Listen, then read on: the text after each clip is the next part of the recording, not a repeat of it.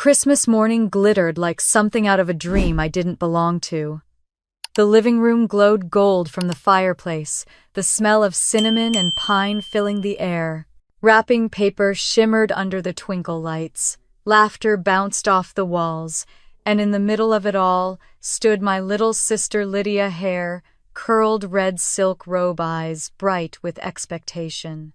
Mom held up her phone to film while Dad, grinning like a showman, led her toward the front door. "Come on, sweetheart," he said, the kind of voice that meant something big was coming. The rest of us followed, shivering in our pajamas, as he threw open the door to reveal it, a silver Rolls Royce, gleaming in the snow, a giant red bow stretched across the hood.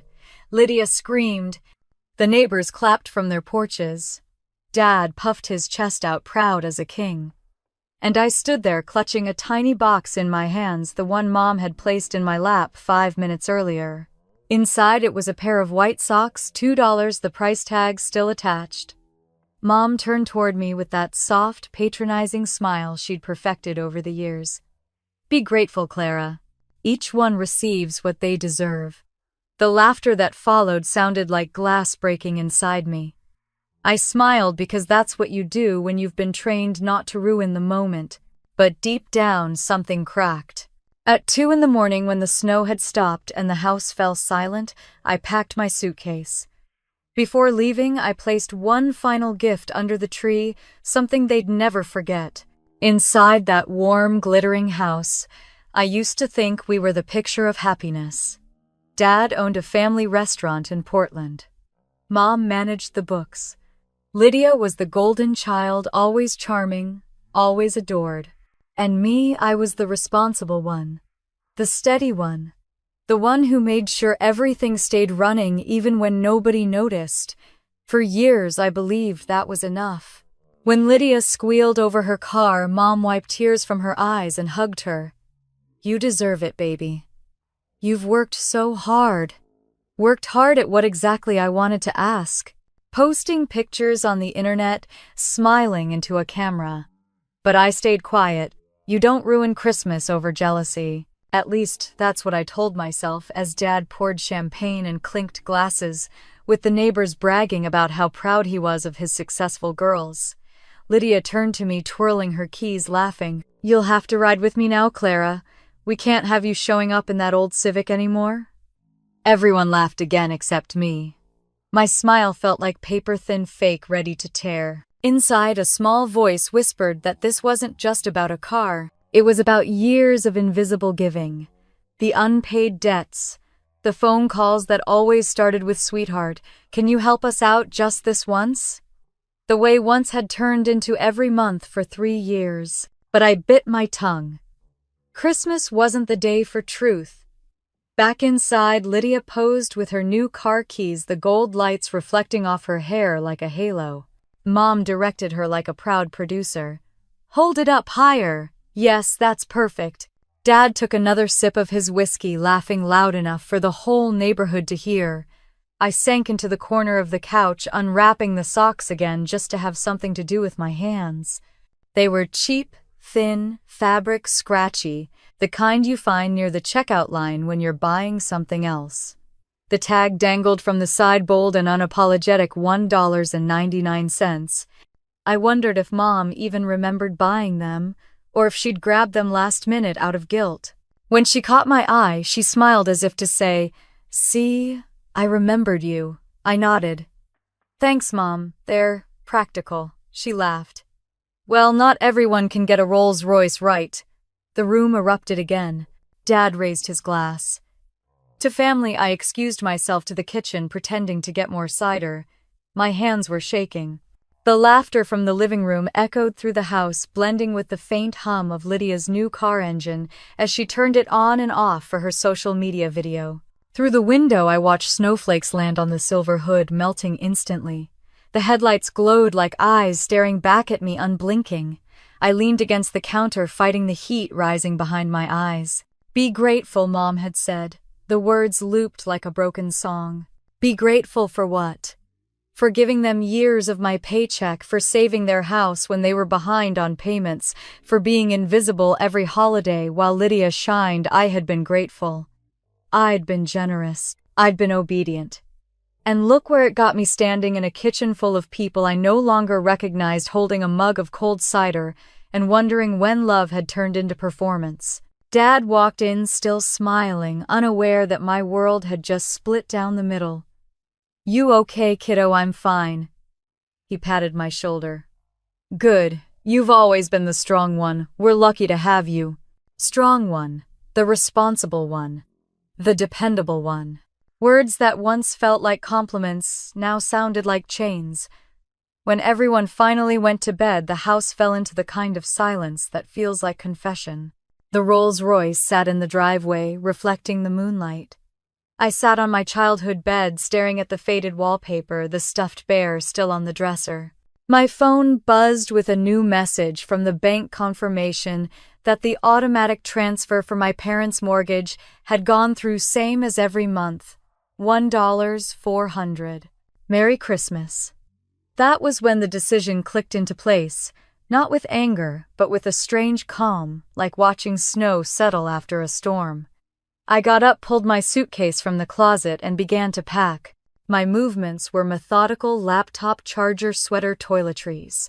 Each item folded neatly, as if organization could steady my shaking hands. I sat at the desk and wrote a short note on plain paper. "If you can afford luxury, you can afford honesty. The payments stop now. Merry Christmas." I slipped the note into a large envelope along with copies of my transfer receipts, 3 years worth, each line highlighted. $52,800. I placed it under the tree, tucked neatly among the glittering boxes, and tied a small red ribbon around it. It didn't feel like revenge. It felt like returning something that was never mine to keep. At 2 a.m, I zipped my suitcase, put on my coat, and walked quietly through the house. The floorboards creaked softly, the air thick with pine and regret. I paused at the living room doorway, looking at the glowing tree, the reflection of the Rolls Royce, through the window, the pile of perfect presents stacked for someone else. For years, I'd told myself that family meant sacrifice. But that night, standing in the silence of everything I'd bought and never received, I realized something new. Family doesn't mean giving until you disappear. It means being seen. I picked up my car keys, slipped out the door, and felt the cold air hit my face. My old Civic coughed to life like an old friend. As I backed out of the driveway, I looked one last time at the house, gold light spilling through the curtains, shadows still dancing from the fire. "Be grateful," I whispered. "I am." Then I drove away into the frozen dawn, leaving behind laughter that would die with the morning and a gift they would never forget. As I drove away from that house, the snow swallowing the sound of my tires, I couldn't help wondering when everything between us had started to go wrong, and the answer I would later realize began long before that Christmas morning. People always think resentment is born overnight, that one cruel Christmas can turn love into bitterness. It doesn't happen that way. It builds slowly, layer by layer, over years of little slights disguised as love. Before the Rolls Royce, before the $2 socks, there were Sunday dinners filled with laughter, the smell of Mom's cinnamon bread, and Dad's terrible jokes about overcooked pasta. There were movie nights where Lydia would fall asleep on my shoulder, and Mom would say, "Look at you two, always so close." If someone had told me then that one day I'd walk away and never come back, I would have laughed. We were the Jennings family, solid, loyal, loving. Or at least, that's what I believed. When I was little, the restaurant was the heart of our home. Harold's Table sat on a corner in downtown Portland, a cozy place with red booths and string lights. Dad ran the kitchen.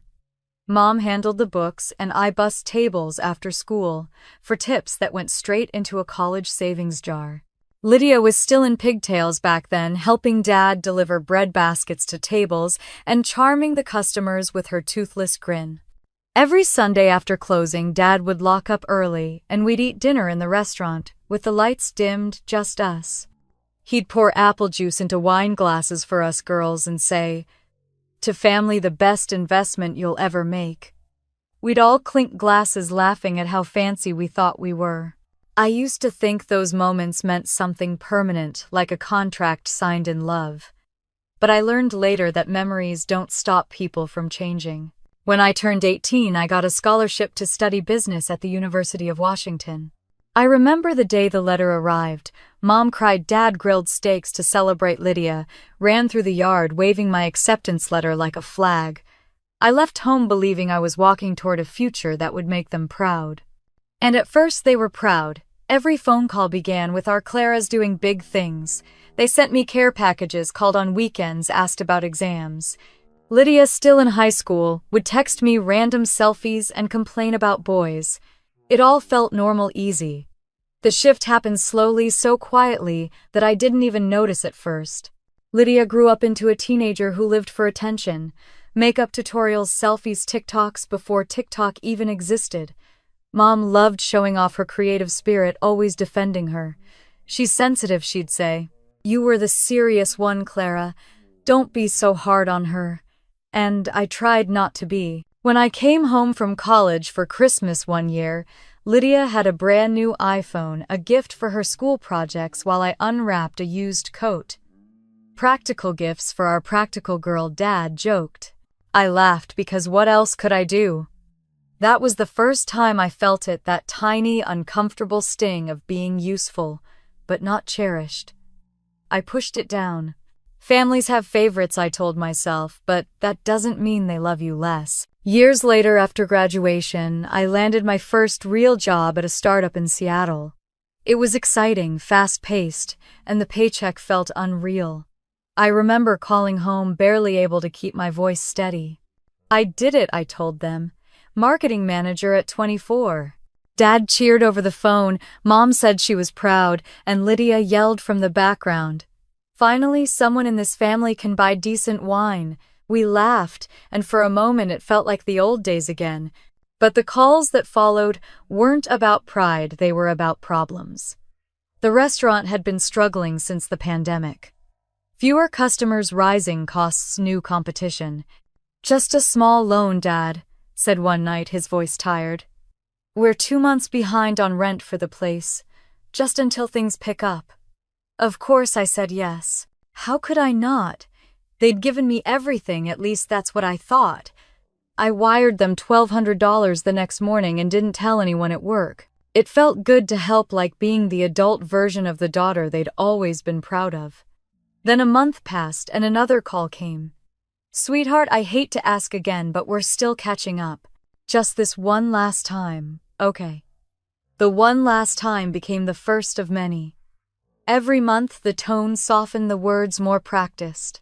We're so lucky to have a daughter like you. God must be proud of your generosity. You've always been our rock. Praise disguised as expectation. I didn't recognize it then, but I was being trained, conditioned to feel guilty for wanting boundaries.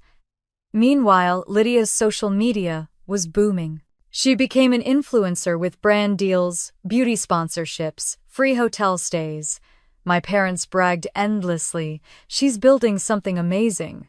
They flew down to Los Angeles to visit her, often taking pictures in rooftop bars, while I stayed in Seattle budgeting for the next transfer. Whenever I hinted at the imbalance, Mom would remind me, "You've always been the strong one. She's still figuring things out."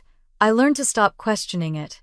I paid, they praised, and life went on. Then came the pandemic. Harold's table barely survived the shutdowns. When Dad called, his voice cracked for the first time. We might lose the house, Clara. Just until things get stable again. Of course, I said. The monthly transfers became automatic. I stopped counting. I stopped buying new clothes. My coworkers went on weekend trips, posted beach photos. I sat in my apartment eating instant noodles and telling myself this was what good daughters do. But the guilt started to curdle. I'd call home, hear Mom bragging about the restaurant's beautiful remodel, or see Lydia post pictures from expensive brunches. I started wondering how a family so broke could afford luxury handbags and decorative chandeliers. When I asked, Mom laughed. "Oh, those a friend owed your father money." I wanted to believe her. I really did. Every time I considered stopping the payments, Dad's voice echoed in my head. Family doesn't abandon family. And just like that, the guilt won again. By the time Lydia graduated college, she had a part-time modeling job and a new car. "It's leased," she said, grinning. Dad helped with the down payment. I didn't ask where the money came from. I already knew. It was around then that I realized the power dynamic had shifted. I wasn't a daughter anymore, I was an ATM with a pulse. The more I gave, the less they saw me. When I'd visit, the conversations weren't about me. They were about Lydia's projects. Dad's expansion plans, Mom's redecorating ideas. When I mentioned my long hours, they'd say, "You're lucky to have such a good job," as if luck not effort had gotten me there. I remember one Thanksgiving. I'd just driven 4 hours from Seattle, exhausted, when Lydia walked in wearing designer boots. "Aren't these cute?" she said, posing. Mom clapped. Dad smiled. Then Mom turned to me. "You didn't bring the sweet potatoes?" "No," I said quietly. "I thought Lydia was bringing them." Mom sighed. "You're both grown now. I shouldn't have to remind you about everything." It was a small comment, but it landed like a punch. I realized in that moment that I could pay their bills, but I'd never earn their grace. That night, after everyone went to bed, I sat on the porch staring at the frost-covered yard. The same house I'd helped keep out of foreclosure now looked foreign, like a museum of a life that used to include me. The porch light flickered, and I could hear Dad's words echoing from years ago. "Family means showing up no matter what." I whispered into the dark, I did show up. I just didn't realize I was the only one paying the bill. Somewhere between those words and the breath that followed, something in me hardened. I didn't know it yet, but that was the first crack in the illusion, the beginning of the end. The moment love turned into a ledger I could no longer balance. I didn't know it then, but that quiet night on the porch was only the calm before the storm, the first small crack in a pattern that would soon become the biggest mistake of my life. It started with one phone call, the kind you answer, without thinking, the kind that sounds like love. "Sweetheart, Dad," said his voice softer than usual, "we just need a little help. The restaurant's been slow since the pandemic. You know how it is." I could hear Mom in the background murmuring something about late payments, about the landlord getting impatient. "Just until we catch up," he promised. "Maybe a month or two." I didn't even hesitate. "Of course, Dad." That night I opened my banking app and transferred $1,200 to their account. It felt good in a way. I'd finally reached the point where I could help them the way they'd helped me. I told myself it was temporary, that it was my turn to give back. When Mom texted a heart emoji followed by, "You're such a blessing," I smiled. Family helping family, wasn't that how it was supposed to be? 3 weeks later, Dad called again. The tone was the same, but the words came faster, this time rehearsed. "Business hasn't picked up yet. The new delivery restrictions are killing us. Could you help us out one more month?" I said yes before he finished the sentence. By month 3, I didn't wait for them to ask. I set up an automatic transfer for the first of every month. $1,200. The payments went out quietly, like breath leaving my lungs. I hardly noticed at first. When I visited in the spring, the restaurant looked better than I expected. Fresh paint, new lighting fixtures, tables replaced with modern ones that gleamed under the warm bulbs. "Wow," I said, stepping inside. "It looks amazing." Mom smiled, wiping her hands on her apron. "We had to spruce it up for when customers come back." I didn't ask how they afforded it. I didn't want to sound ungrateful for all they'd done. That night, we sat down for dinner at the restaurant. Dad opened a bottle of red wine, expensive one, I'd never seen at home before, and poured everyone a glass. "To surviving," he said, raising his glass toward me. "Couldn't have done it without our responsible girl." I laughed, a little embarrassed but secretly proud. I told myself this was what family meant: sacrifice, support, shared struggle. When I drove back to Seattle the next day, I felt lighter, as if I'd done something good. But good things have a way of stretching into habits. By the end of that summer, the payments hadn't stopped. Every few months there was another reason. A slow week at the restaurant, a broken oven, a new tax they hadn't budgeted for. "We'll catch up soon," Dad said every time. You've been such a help." The words felt warm at first. Then they started to feel heavy. I'd open my bank app and watch the numbers go down, convincing myself I was fine. After all, I had a good job. I could afford it. But each month, it chipped away at something I couldn't name. My sense of freedom, maybe. My sense of being their daughter instead of their lender. Then came the dinner call. "Clara, we're having a family night this weekend," Mom said. "Just us. We miss you." It had been months since I'd visited. I drove down on Saturday, telling myself this would be a nice break. The house looked beautiful when I pulled up, fresh flowers on the porch, new curtains in the windows. Inside, the smell of roast beef and garlic filled the air. "Everything looks nice," I said. Mom beamed. "Business is finally looking up." I was happy for them until I saw the new espresso machine gleaming on the counter, the kind that cost at least $1,000. Dinner was loud laughter echoing across the table. Lydia was there too, talking about her new influencer campaign for a skincare brand. "It's all about authenticity," she said, adjusting her hair while scrolling through her phone. "Brands love that." Mom nodded proudly. "She's doing amazing things, Clara." "You should see her latest posts," I smiled, politely cutting my food into tiny, meaningless pieces. When the plates were cleared, Dad leaned back with a sigh of contentment. "We're thinking of expanding the patio for next summer. Add a little outdoor seating." "Expanding?" I asked. "That sounds expensive." He shrugged. "You've got to spend money to make money, right?" Mom laughed. "Your father always says that." I wanted to ask where the money was coming from, but I swallowed the question. Instead, I nodded and said, "You're probably right." On the drive home, I couldn't shake the image of that espresso machine, the new furniture, the fresh paint. Maybe things were better than they'd let on. Maybe they didn't need my help anymore. So the next week I called Mom. "Hey, I just wanted to check in. Do you still want me to send the usual transfer this month?" She paused just long enough for me to hear the shift in her tone. "Oh, sweetheart, if you could, it would really help. We're still catching up from last month's expenses." I hesitated. "But I thought business was good." "It is," she said quickly. "We're just balancing things out. You know how bills pile up." The guilt hit instantly. I could practically hear the disappointment in her voice, the subtle shift from gratitude to expectation. "Of course," I said. "I'll send it tonight." After we hung up, I sat in silence. A week later at work, my colleague Rachel invited me on a weekend trip to the coast. "Come on," she said. "You need a break." I wanted to go so badly. But when I checked my account, the familiar sting hit. After rent, utilities, and the transfer, there wasn't enough. I told her I had too much work. That night I heated instant noodles for dinner and stared at the empty space above my kitchen table where a dining set should have been. Months turned into years. The transfers became part of my life, like taxes or breathing. No one mentioned stopping.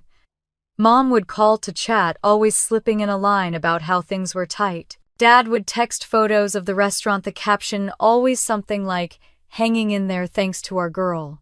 Meanwhile, Lydia's world sparkled brighter. She moved into a downtown apartment, posted selfies from rooftop bars, wore designer clothes. "Brand collaborations," she said when I asked. But deep down, I knew the truth. My money was woven into that lifestyle too.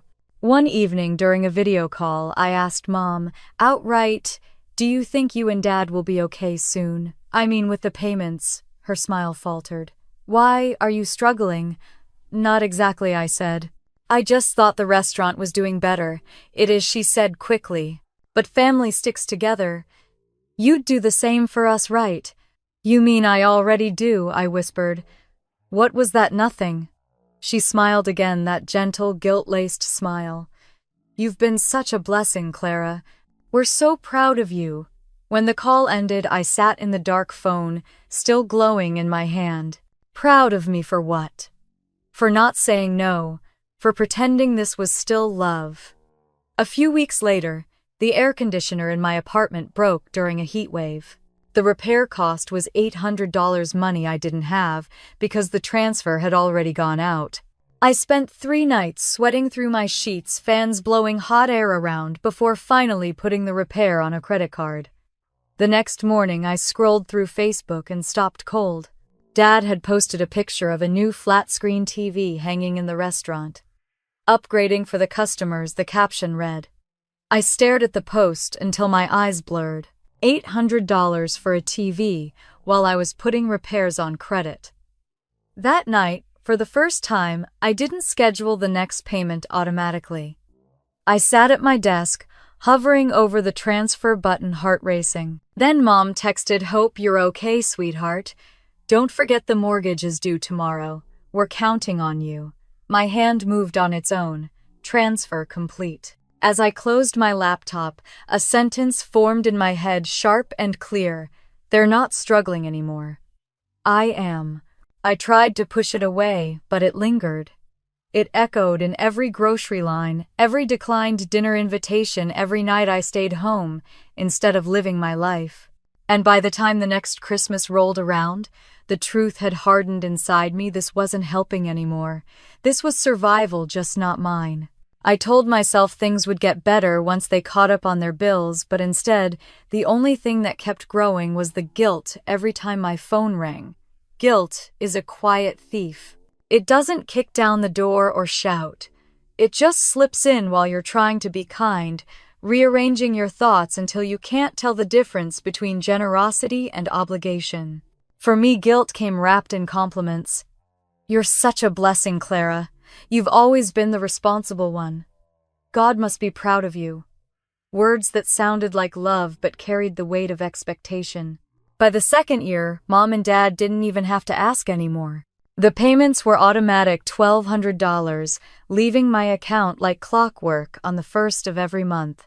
When I forgot once because of a work trip, Mom called that evening. "We didn't see the transfer," she said gently. "Is everything all right?" It wasn't a demand. It was disappointment. And disappointment in my family hurt worse than anger.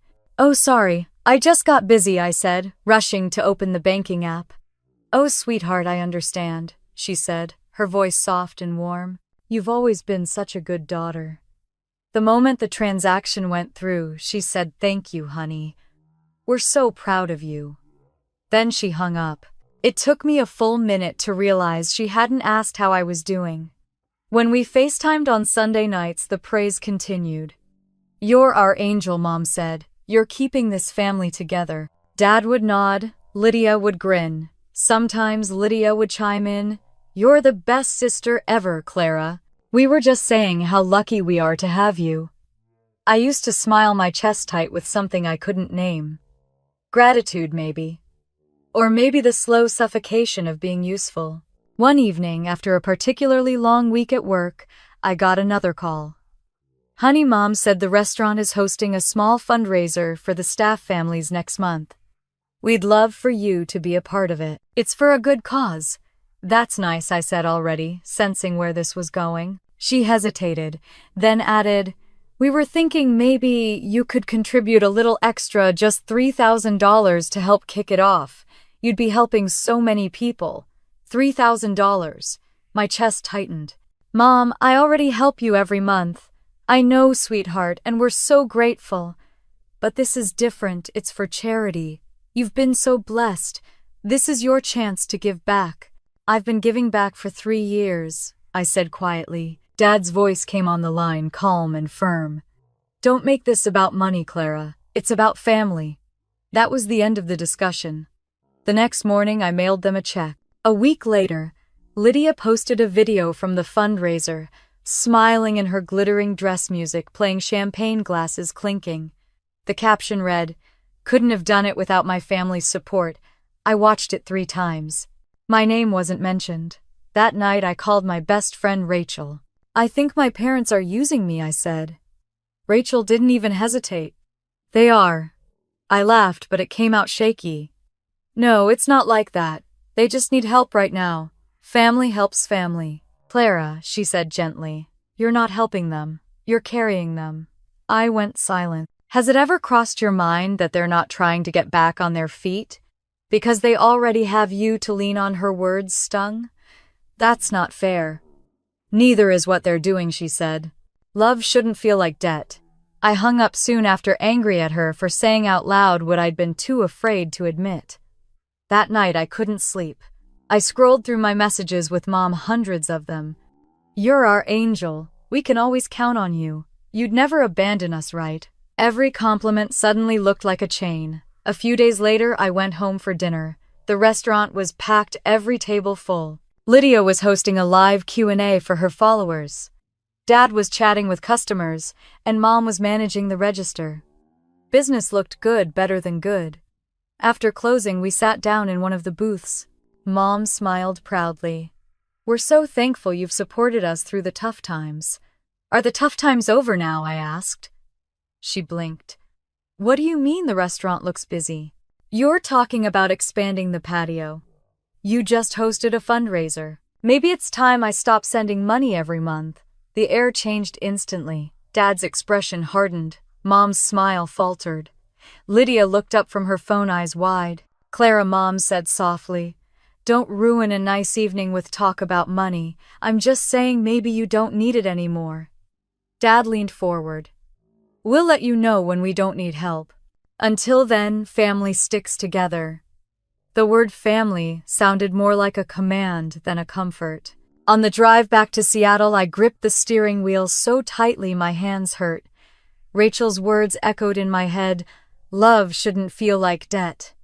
That night I pulled up my online banking history and began scrolling, line after line of identical transactions, $1,200, $1,200, $1,200, over and over, month after month, year after year.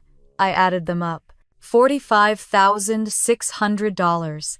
I stared at the number until my vision blurred. How could I have let it go on this long? When I woke up the next morning, there was a voicemail waiting for me. Mom again, cheerful. Good morning, sweetheart. Just checking to see if you sent the transfer. Rent's due today. Love you. I deleted the message. Then I sat at my kitchen table, opened my laptop, and stared at the transfer page. My cursor hovered over the send button for a long time. For the first time in 3 years, I hesitated. But guilt is clever. It sneaks in through memory. I heard Mom's sigh, Dad's voice saying, we're proud of you.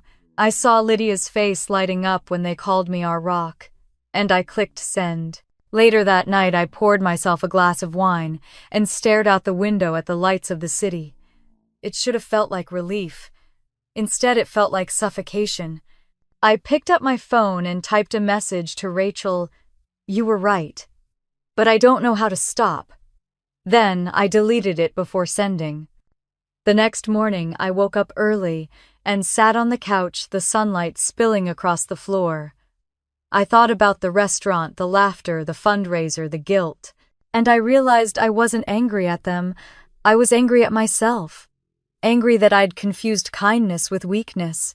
That week, I started reading about financial abuse, about how people manipulate guilt to control others.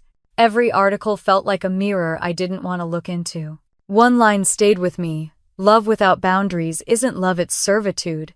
I copied it into my journal. A few days later, my phone buzzed again. Another message from Mom. Rent's due again, sweetie. You always know how to come through for us. I stared at the words, the casual certainty of them. Then I closed my phone and whispered into the empty apartment, not anymore. I didn't know it then, but that quiet whisper was the start of everything that would come next, the beginning of the end, and the first real moment I chose myself. I thought setting boundaries would give me peace, but instead, it only made their silence louder, and that silence was about to reveal the truth I'd been too afraid to see.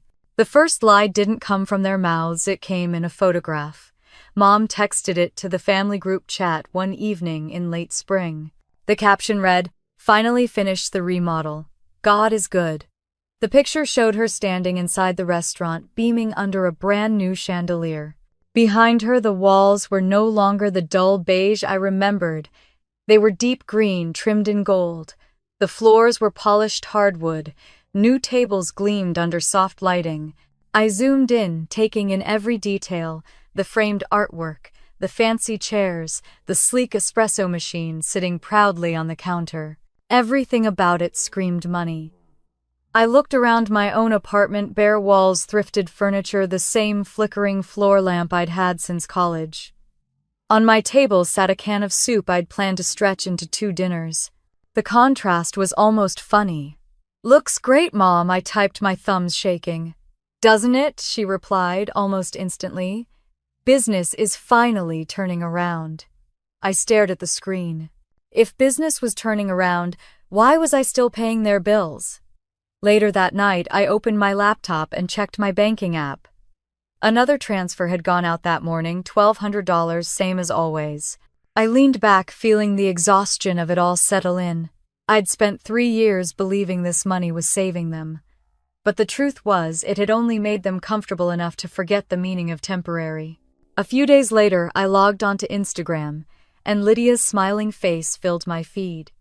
She was in Napa Valley, glass of champagne in hand, posing in front of a vineyard. The caption read, "Weekend getaway with the fam, the fam." I clicked the video she'd posted. Music played over quick cuts of clinking glasses, a 5-star suite, and a rooftop dinner at sunset. At the 10-second mark, I froze the frame.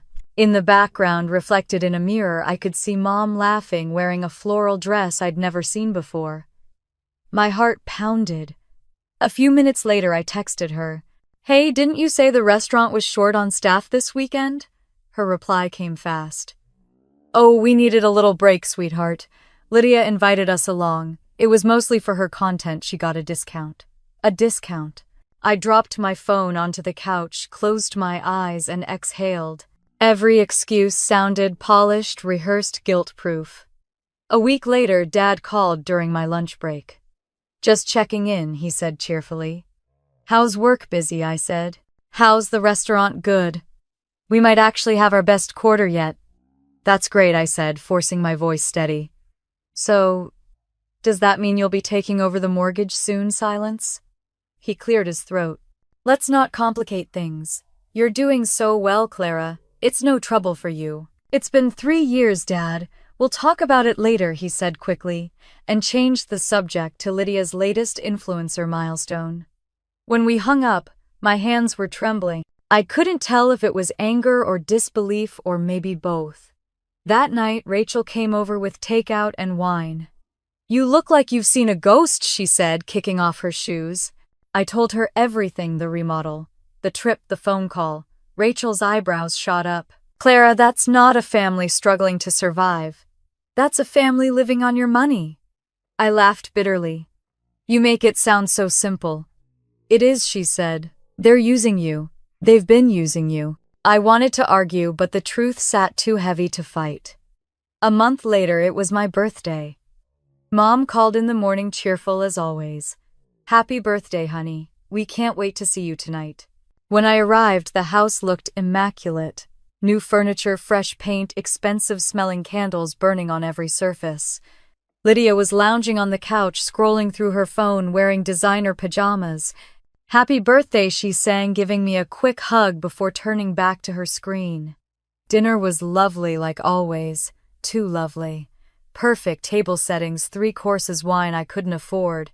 Afterward, we moved to the living room for gifts. A small pile sat under the coffee table, wrapped in shiny paper. I tried not to notice how most of them were labeled to Lydia. When Mom handed me mine, I smiled politely. Inside was a scented candle and a clearance picture frame, price tags still on both. "Something for your apartment," she said brightly. "You're always so practical." I thanked her, forcing warmth into my voice. Lydia opened her gifts, next designer sunglasses from Dad, a luxury skincare set from Mom, a new camera lens for work. I stared at the flicker of the candle on the table and wondered how many mortgage payments those gifts represented. When dessert was over, Lydia pulled out her phone. Guess what she said? "I signed a new brand deal today." Mom clapped. Dad beamed. Lydia turned the camera toward them, recording for her story. "My family is my biggest support," she said. "Couldn't have done it without them." Not a single glance in my direction. I left early, claiming I had work the next day. As I drove home, I fought the urge to cry. I wasn't even sad anymore, just tired. Tired of the charade, The selective gratitude, the way they praised me for my reliability while ignoring the cost of it. A week later, I got an alert from my bank, an email I almost deleted out of habit. Unusual activity detected. My stomach dropped. I logged in, and there it was, a secondary account linked to mine, one I didn't recognize. I called the bank immediately. "Can you tell me who has access to this account?" I asked. The representative checked. "It appears to be connected to the business account of Harold's Table. A joint access authorization was added 3 years ago under a family sharing agreement." "That's your father, correct?" For a moment I couldn't breathe. "Yes," I said quietly. "So he can move funds between accounts?" "Yes, ma'am. It's part of the authorization." "Thank you," I said, my voice breaking as I hung up. I sat there for a long time, staring at the wall. The transfer logs flashed in my mind, the hundreds of lines, the endless 1,200 repeating like a heartbeat. They hadn't just accepted my help, they'd built their comfort around it. Later that night, I printed 3 years of statements, highlighting every transfer, every dollar. I spread the papers across my kitchen table like evidence in a trial. Lydia's laughter from that birthday echoed in my head. Mom's voice saying, "Be grateful." Dad's words, "We'll let you know when we don't need help." They knew exactly what they were doing. I sat there gripping the papers so tightly they crinkled. For the first time I felt something colder than anger, clarity. It wasn't the money that hurt. It was the lie that I mattered only when I was useful. As the city lights flickered outside my window, I whispered into the quiet, "No more." Then, almost without thinking, I opened my laptop and created a new folder. Its name was Simple Final Proof. For the first time in 3 years, I wasn't calculating what I owed them. I was calculating what they owed me. By the time December came around, the weight of those bank statements had become unbearable, and I knew there was only one way left to end the game they'd been playing for years. The decision came quietly, not in anger, but in exhaustion. One night in early December, I sat at my kitchen table with the stack of printed bank statements spread out before me, each page highlighted in yellow. 3 years, 36 months, $52,800. I'd underlined the total at the bottom in red ink, the way an accountant marks a deficit that can't be ignored. The number glowed under the lamplight, like a wound that had finally stopped bleeding but never healed. Outside, the city was wrapped in winter. Snow gathered on rooftops, muffling the world.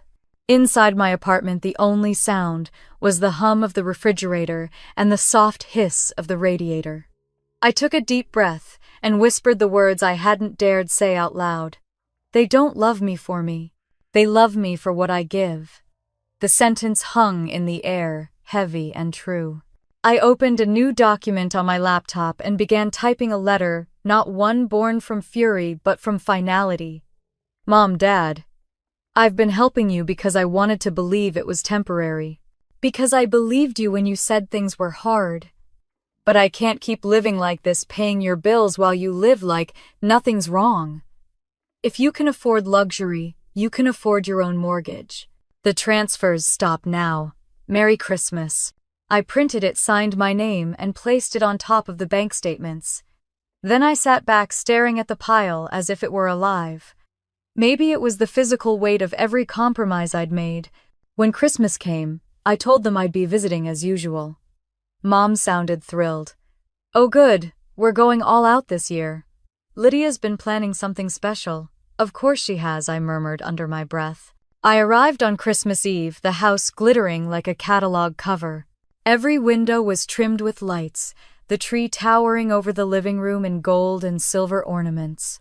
The scent of pine and cinnamon filled the air, but instead of warmth, it made me feel claustrophobic. Everything was too perfect, too staged. Clara Mom rushed to hug me, wearing a deep red dress that looked brand new.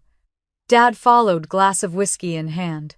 Our girls' home Lydia appeared on the stairs, her hair perfectly styled, her pajama set made of silk. "Finally," she said, half laughing. "You're just in time for the surprise." "What surprise?" I asked, though I already felt the answer forming in my gut. She grinned. "You'll see." We spent the evening pretending. I helped in the kitchen, wrapped last-minute gifts, and listened as they talked about business booming again. Dad bragged about new customers, Mom said they were finally stable, and Lydia scrolled through her phone, humming Christmas songs. That night I lay in my childhood bed, staring at the ceiling. My suitcase sat open on the floor, half-packed for the return trip. The envelope with the bank statements rested on my nightstand. I traced the edge of it with my finger and thought about the years I'd spent believing this family could be fixed if I just gave enough. At dawn, I woke to the sound of laughter downstairs. I stayed quiet for a moment, listening. Ready, Dad's voice called out. Now Lydia squealed. I came down the stairs just in time to see him holding up a set of keys, shiny under the Christmas lights. To our baby girl, he said, tossing them to Lydia. A little something to celebrate all your hard work. Lydia gasped, tears filling her eyes. No way, you didn't. Come see for yourself, Mom said, laughing as they led her to the garage. Through the window, I watched Lydia open the door and freeze. Parked in the driveway was a silver Rolls Royce, gleaming under the morning sun, a giant red bow stretched across the hood. She screamed, the sound splitting through the quiet like glass. Dad laughed. Merry Christmas, sweetheart. I stood frozen in the doorway. The car reflected the light like a mirror, and in that reflection I saw myself small, tired, forgotten. Mom turned to me, smiling brightly. Don't look so shocked. We saved for this for months. Saved, I said quietly. Dad nodded. Business has been good, honey. Best year we've had since before the pandemic. Best year, I repeated. My throat tightened. And you're still taking my money every month. Their smiles faltered. Mom blinked, unsure how to respond. I swallowed hard, forcing the calm back into my voice. I'm happy for you. Really. Lydia was already sitting in the driver's seat, squealing. Oh my God, it even has custom leather. This is insane. I turned and walked back inside, my hands shaking. I found my coat, slipped it on, and headed toward the kitchen. The coffee maker sat on the counter, the same one I'd bought them 2 Christmases ago, when they said theirs had broken. It gleamed spotless, like it had never been used. I placed the envelope next to it, right by the machine they didn't need. When I came back to the living room, they were still outside, laughing, taking pictures. Lydia kissed Dad on the cheek. Mom wiped away tears. I stood by the tree, looking at the mountain of gifts piled beneath it. My name appeared on only 2. I sat on the couch and waited. The laughter outside slowly died as they came back, in cheeks flushed, eyes bright. Your turn, Clara, Mom said cheerfully, handing me a small box wrapped in glittery paper. Inside was a pair of white socks, cheap, thin. The price tag still attached, $2.99. Be grateful, Mom said, smiling. Each one receives what they deserve. Something inside me went completely still. Thank you, I said softly. They're perfect. The rest of the morning passed in a blur of sound and motion. Lydia posed by her car for photos. Mom and Dad beamed like proud royalty, and I smiled at the right moments, said the right words, played the part of the good daughter one last time. That night, long after everyone went to bed, I packed my suitcase again. The house was silent except for the faint hum of the heater. I walked downstairs and looked around the living room one final time, the tree glowing softly, the ornaments reflecting the light, the silver car visible through the window. I picked up the socks, folded them neatly, and tucked them into my bag. Then I turned toward the kitchen and glanced at the envelope. My letter. My proof. My goodbye. I whispered to the empty room, Merry Christmas. At 2 a.m, I closed the door behind me and stepped into the cold. The air bit at my cheeks as I dragged my suitcase down the driveway. The Rolls Royce gleamed under the porch light, its silver surface catching the faint reflection of the stars. I paused beside it, looking at my own distorted reflection in the polished metal. For a long moment I said nothing. Then I smiled, a small, tired smile. For once, I whispered, I'm not the one paying.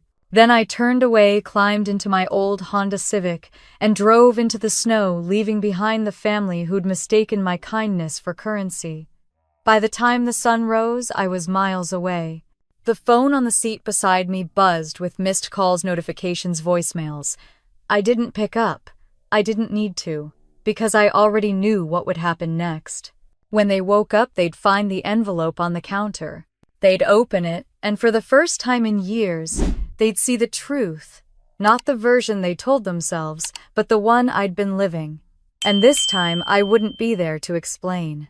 By the time the sun rose over the empty highway, I didn't feel anger anymore, just a strange, weightless calm, unaware that by the next morning that calm would be shattered by the sound of their desperate calls. The first voicemail came before sunrise. I woke to the faint buzz of my phone, vibrating on the nightstand, its glow cutting through the darkness. For a moment I forgot what day it was, where I was, why I felt so light. Then, the memory of last night hit me: the snow, the quiet road, the house fading in my rearview mirror, the envelope on the counter. I smiled into the silence. The phone buzzed again. Mom, the screen read. I let it ring. By noon there were 7 missed calls. By evening there were 23. I turned the phone face down and brewed coffee, humming softly to drown out the buzzing. I felt something I hadn't felt in years: control. When I finally checked my messages, the first voicemail was Mom's voice, shaky but polite. Sweetheart, we found your note. We're just so confused. Can you call us back, please? The second was Dad's, calmer, clipped. Clara, this is uncalled for. We can talk like adults, but this behavior, this disappearing act, it's not right. The third was Lydia's, her voice cracked between disbelief and fury. What the hell, Clara? You ruined everything. Do you even realize what you've done to Mom and Dad? You're jealous. Admit it. I listened to the rest one by one until the voicemails bled into each other, a collage of guilt, confusion, and accusation. By Christmas night, I turned my phone off completely. The days that followed passed in strange, peaceful rhythm. I went for long walks in the snow, bought groceries without calculating every dollar, even took myself out to dinner at a small Italian place near my apartment. The waiter smiled as he poured my wine. Celebrating something, I laughed softly. Yeah, freedom. But silence has a way of echoing. Every so often, I'd wake up in the middle of the night and think of them: the house, the laughter, the silver car sitting in the driveway. I'd picture Mom's face when she read my letter, Dad's expression hardening, Lydia's outrage. It wasn't revenge that kept me up. It was the ache of realizing I'd never been seen. On the third day after Christmas, I turned my phone back on. 37 missed calls, dozens of unread messages. The newest one was a text from Dad. This tantrum needs to stop. Another, from Mom. We're embarrassed, Clara. The neighbors are asking questions. Lydia's message came last. You've destroyed this family. Hope you're happy. I deleted all of them.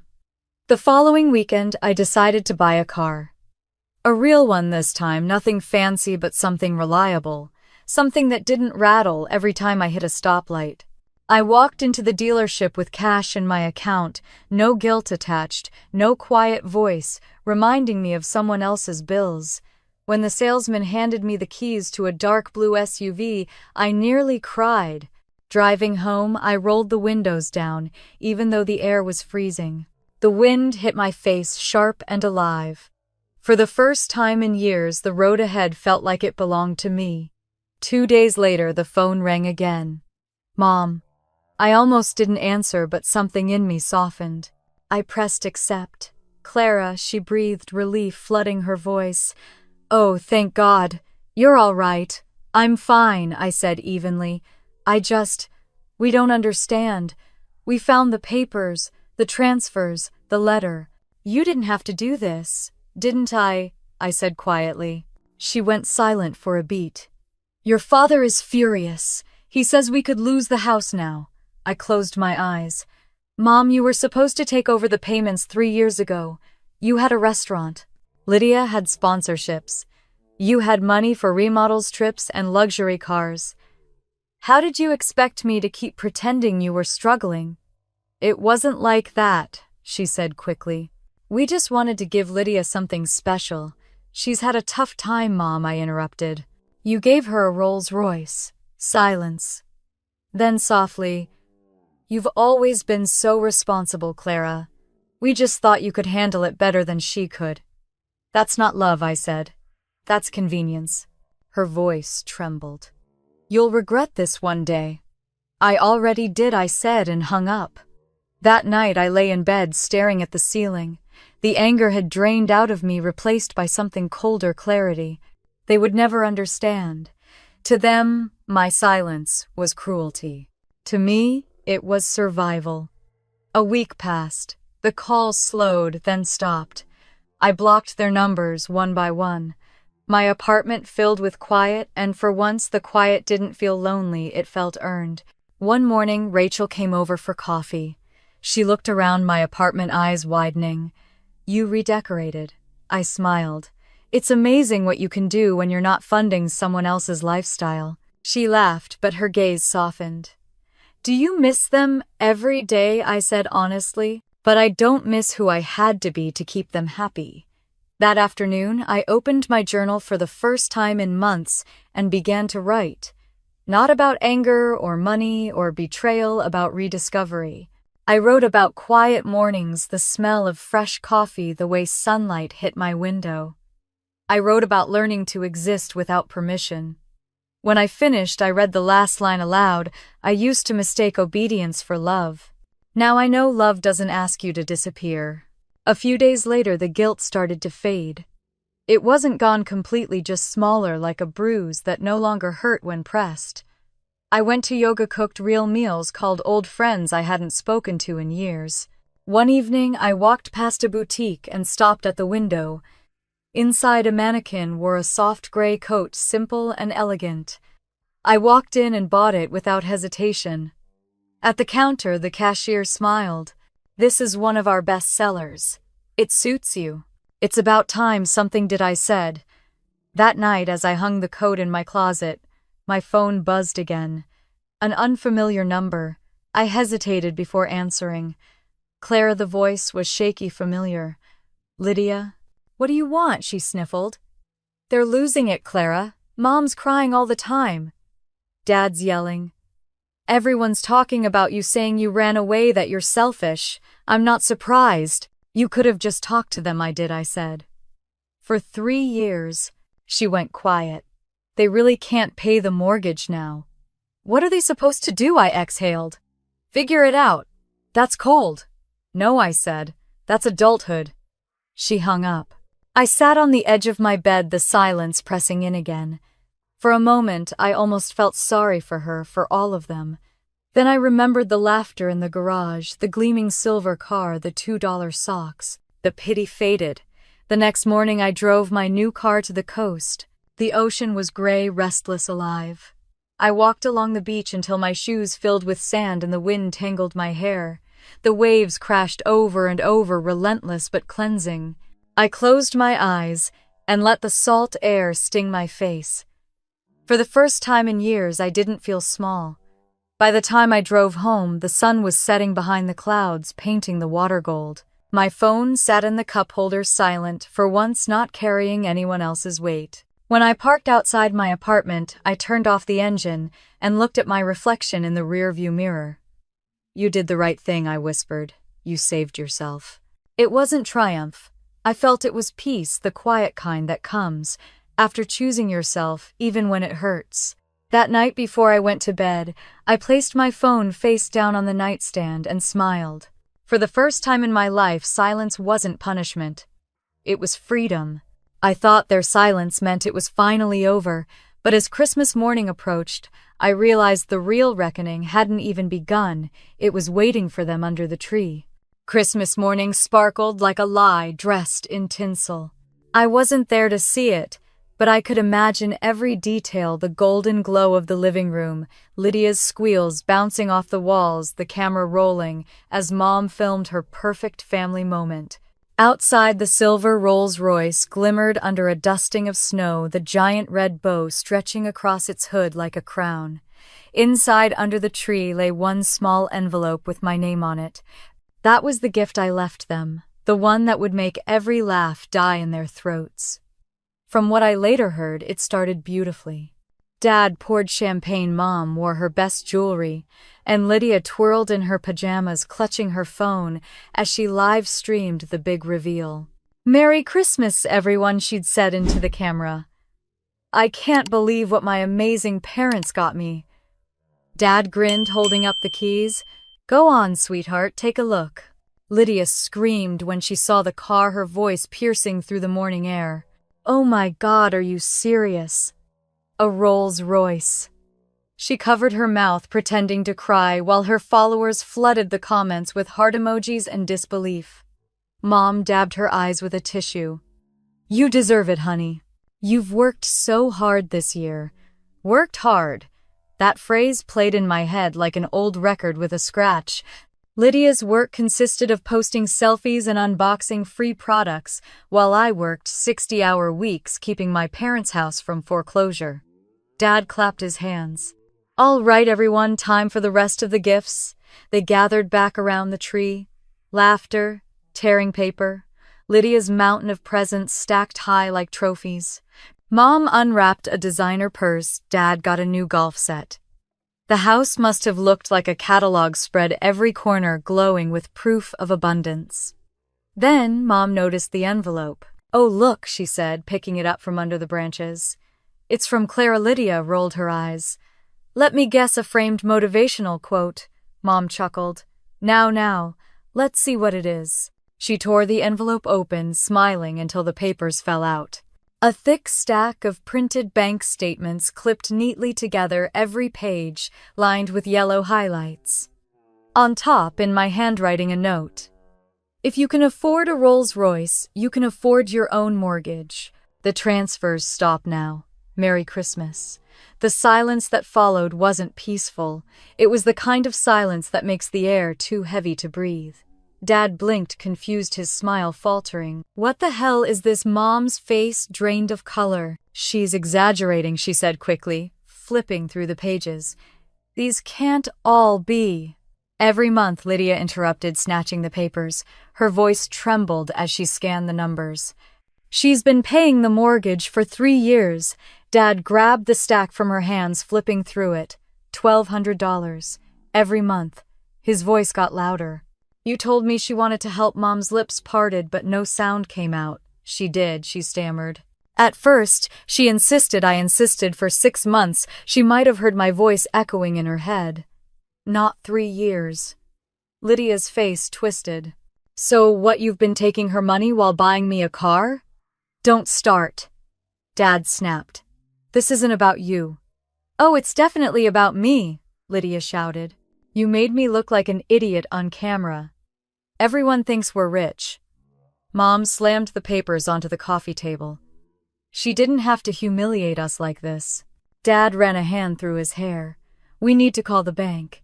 "If she really stopped the payments, she did," Mom said faintly, pointing to the last line of the letter. The words hung in the air, final and sharp. Somewhere outside, the Rolls Royce sat gleaming its bow, catching the winter light. Lydia's live stream, still running, had captured enough of the chaos to leak online before she realized it. Comments poured in. "Wait, isn't her sister the one who paid their bills? This family's fake AF. Karma's early this year." Within an hour, the video had been saved, reposted, and dissected by strangers. Inside, the house exploded. Dad slammed the papers onto the counter. "This is ridiculous. She's manipulating us." Mom's voice cracked. "We were supposed to fix things before she found out." "Fix things," Lydia shouted. "You bought me a Rolls Royce. It was your father's idea," Mom screamed. Dad turned on her. "You agreed. You said Clara would never know. She wasn't supposed to find out." But she had. And their voices, those familiar, overlapping tones of love turned toxic, echoed off the walls that I had paid for. From the street outside, a neighbor recorded the scene through their window, later uploading it with the caption, "Christmas drama next door. Guess money doesn't buy peace." It went viral overnight. Mom and Dad's social media pages filled with angry comments.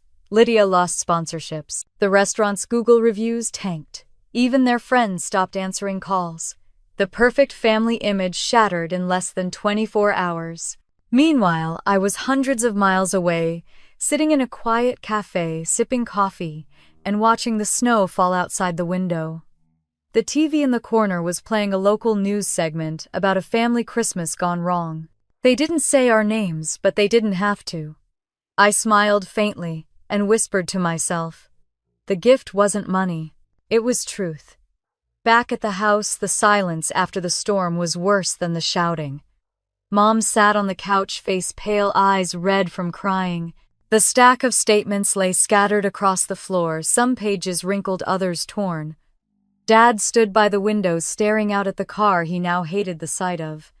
Lydia scrolled through her phone, reading the hate comments. "Do you realize what you've done?" she hissed. "We're a joke now.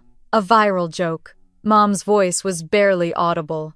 "She didn't mean to ruin us." Dad's jaw tightened. "Didn't she?"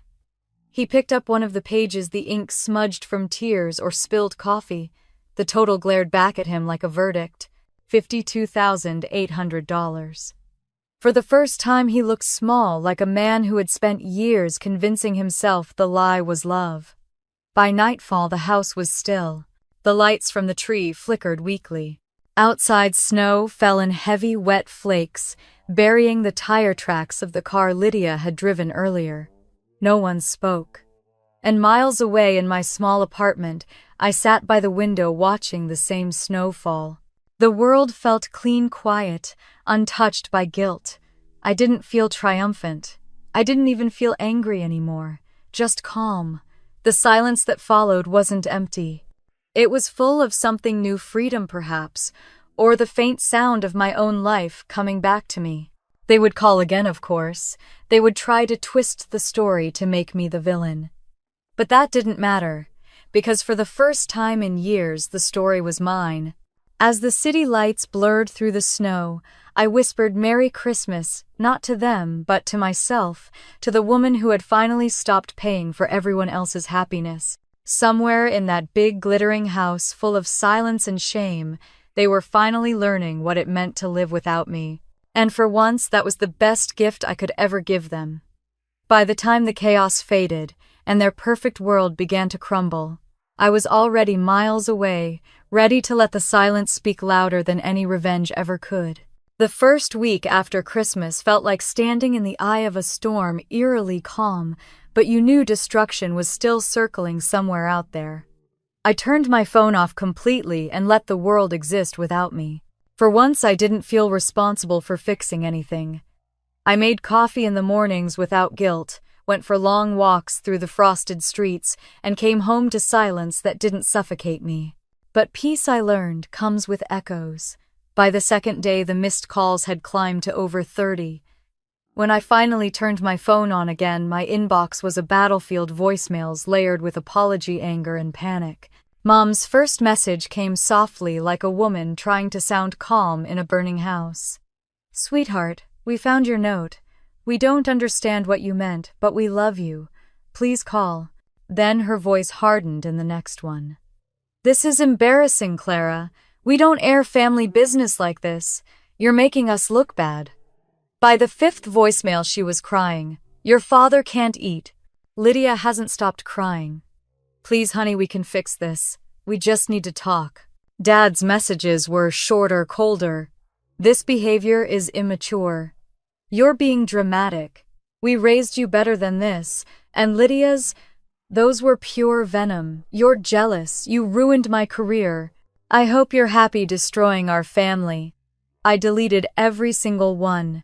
Then I blocked their numbers. The next morning, I walked to a small cafe near my apartment. It was half empty, the smell of fresh pastries filling the air.